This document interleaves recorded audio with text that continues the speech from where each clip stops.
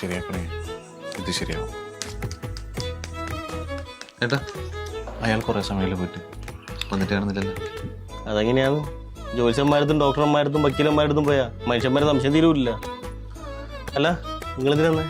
ഞാനൊരു കുറിപ്പൊക്കെ വന്നതാണ്. കുറേ നോക്കുന്നു. ജ്യോത്സ്യം പറഞ്ഞ മാസം ഏകദേശം ആവാനായി. ഈ പ്രാവശ്യം നടക്കുന്നത് എൻ്റെ മനസ്സ് പറയുന്നു. ഏട്ടൻ എന്തിനാ വന്നേ? ഞാനൊരു കല്യാണം കഴിച്ചതിൻ്റെ പേരിൽ വന്നെയാണ്. 3 മാസമേ ആയിട്ടുള്ളൂ. എപ്പം നോക്കിയാലും ഇടിയും കുഴപ്പവും, ഒരു മനസ്സമാധാനമില്ല വീട്ടിൽ. പൊരുത്തം നോക്കിയില്ല? ഇല്ല, നമ്മൾ പ്രേമിച്ച് കഴിച്ചേ. ആ അതാ പ്രശ്നം, പൊരുത്തം നോക്കണം. ഇതുണ്ടല്ല, ഇതെൻ്റെ 936-ാമത്തെ കുറിപ്പാണ്. അമ്മ പറഞ്ഞിന്, മോനെ നിനക്ക് ഇത്തിരി പ്രായം കൂടിപ്പോയാലും നോക്കിയിട്ടേ എടുക്കണ്ടുവന്നു. നോക്കിയിട്ടേ എടുക്കുന്നുള്ളൂ. ജീവിതം ഒന്നല്ലല്ലോ ഏട്ടാ. ഇതെന്തായാലും നടക്കും. അപ്പൊ ഇപ്പൊ എത്ര വയസ്സായി? ഈ മേഡം വന്ന എല്ലാം വേണ്ട, ആൾക്കാരെല്ലാം കാണുന്നില്ലേ, പിന്നെ പറയാം.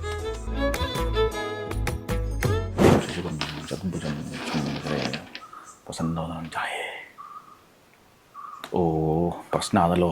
എന്താ ചോദിച്ചേ? പൊരുത്തമില്ല? അതല്ല, രാവിലെ 12 കവടി ഉണ്ടായിരുന്നു, ഇപ്പോൾ ഒന്ന് കാണുന്നില്ല. ചാലോപ്പിക്കാം. പേര് ബിജു കൃഷ്ണൻ, നക്ഷത്രം ചതയം, പുരുഷജാതകം, ജ്ഞാനം നാഴിക 3 ചതുർദശ.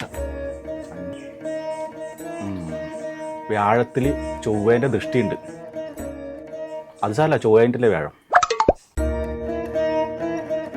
പൊരുത്തമുണ്ട്, രാശിപ്പൊരുത്തെല്ലാം കാണുന്നുണ്ട്. പക്ഷെ സംശയങ്ങളായിരിക്കും ജീവിതത്തിൽ വല്ലാണ്ട്.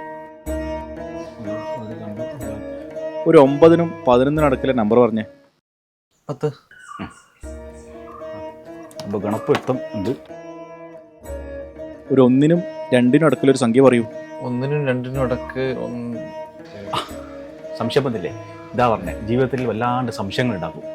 ജോത്സ്യർ ഇതെൻ്റെ 936-ാമത്തെ കുറിപ്പാണ്. അത്രയില്ലായാലും ഇനി എത്ര സമയമുണ്ട്? ജോത്സ്യർ പറഞ്ഞ സമയമായി, 3 മാസം ആവാനായി. 3 മാസാ? നീ ഏത് മാസം കൂട്ടിയേ? ഇംഗ്ലീഷ് മാസം. ആ, ജ്യോത്സ്യത്തിനപ്പം മലയാള മാസേ കൂട്ടാൻ പാടുള്ളൂ. അപ്പോൾ എവിടുന്ന് കൂട്ടണ്ടേ? അടവത്ത് കൂട്ടിക്കോ.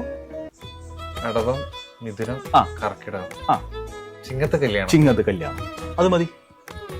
അപ്പൊ എന്നാ പിന്നെ അങ്ങനെ. എന്നാലോ ഒന്ന് കടിയാ പോയേ. ഇനിയിപ്പോ രാവിലെ ഗുളിക കഴിക്കുമ്പം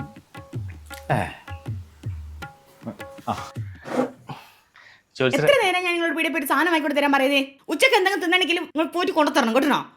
അത് കാര്യാക്കണ്ട, അത് ഇവിടെ ഇടക്കിടക്ക് അടിക്കുന്ന അലാറാണ്. ഇങ്ങനത്തെ ഒരു അലാറം വീട്ടിലുണ്ട്. എന്തെങ്കിലും ഒരു പ്രതിവിധി.